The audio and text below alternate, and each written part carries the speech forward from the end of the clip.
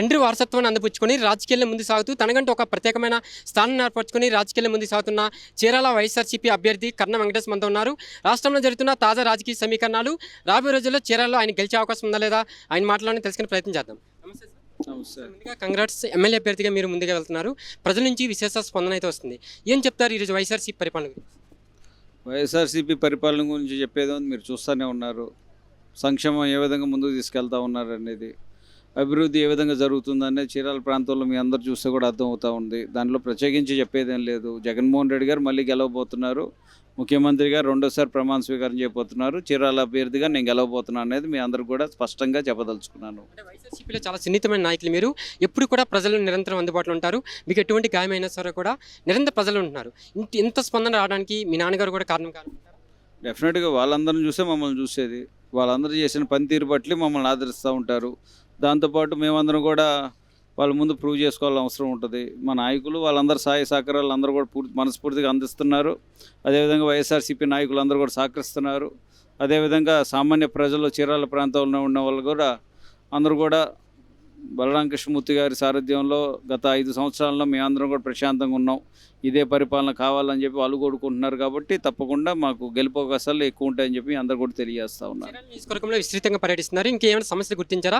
ఆ సమస్యను పరిష్కరించే దిశగా మీరు ఎమ్మెల్యే అయిన తర్వాత ముందడుగులు వేయబోతున్నారు. ఇప్పుడు సమస్య ఏరియా బట్టి ఉన్నాయి. మేమన్నీ కూడా గుర్తించడం జరిగింది. ఏరియా బట్టి సమస్యలు దీర్ఘకాలం నుంచి ఉన్నాయి కూడా మేము కూడా ఒక ప్రణాళిక ప్రకారం వాళ్ళు కూడా దాన్ని అధ్యయనం చేసుకొని తప్పకుండా పరిష్కరించే దిశగా మేము అందరూ కూడా ప్రయత్నం చేస్తున్నాం. తప్పకుండా అవన్నీ కూడా సాల్వ్ చేస్తానని నమ్మకం నాకుంది. మీ కూటమి అభ్యర్థిగా తెలుగుదేశం అభ్యర్థి నియమించారు. ఎలా ఎదుర్కొనబోతున్నారు ఆయన మీరంటే? కూటమని మీరే చెప్పారు కదా, కలిసాలు రానియండి. మేము ఎదుర్కోవడానికి మేము ఒకరం చాలా సిబ్బంది లేదు. అందరూ కూడా సిద్ధంగానే ఉన్నామని చెప్పి తెలియజేస్తూ ఉన్నాను. ప్రజలకు సేవలు అందిస్తున్న వాలంటీర్ వ్యవస్థ పైన కూడా చాలా ఆంక్షలు విధిస్తున్నారు. ఈరోజు పేదవాళ్ళకి మంచి జరుగుతుంటే ఈ ప్రతిపక్షాలు ఎందుకు అడ్డుకున్నారండి? ప్రతిపక్షానికి మళ్ళీ అధికారంలోకి రాకపోతే భూస్థాపితం అయిపోతామని భయం ఉంది.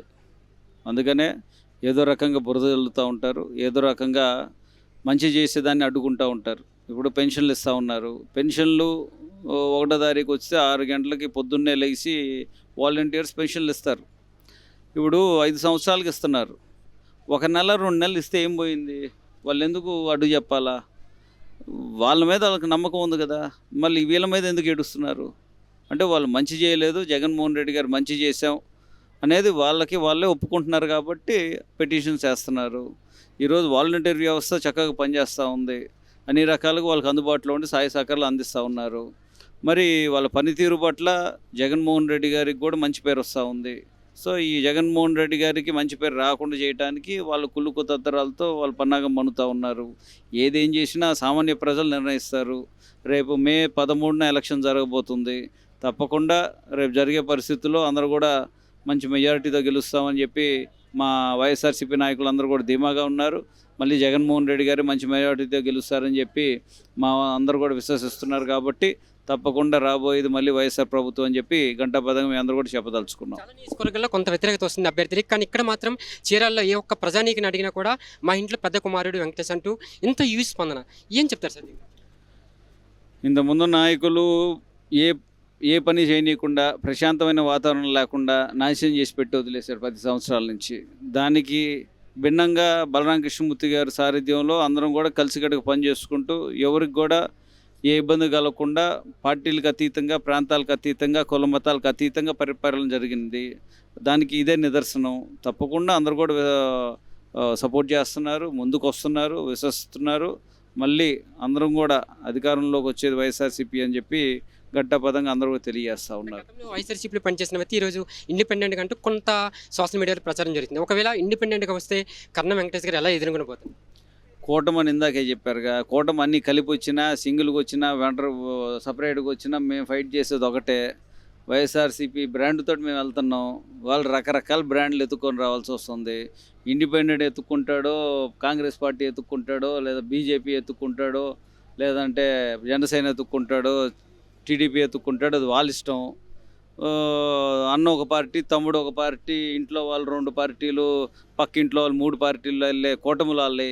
మేమందరం ఒకే నినాదంతో అందరం కూడా ఒకే కుటుంబంలాగా ముందుకు సాగుతూ ఉన్నాం. తప్పకుండా వైఎస్ఆర్సీపీ గెలవబోతుందని తెలియజేస్తూ ఉన్నాను. సున్నితమైన నాయకులు ఎటువంటి వివాదాలకు తావలేకుండా ముందుకు వెళ్తున్నారు. ఒకవేళ మీరు గెలిచిన తర్వాత మంత్రివర్గంలో కర్ణ వెంకటేష్ పేరైనా ఉండే అవకాశం ఉందంటారా? మీలాంటి సున్నితమైన నాయకులు ఉంటే ఆ మంత్రివర్గానికి న్యాయం జరుగుతుంది.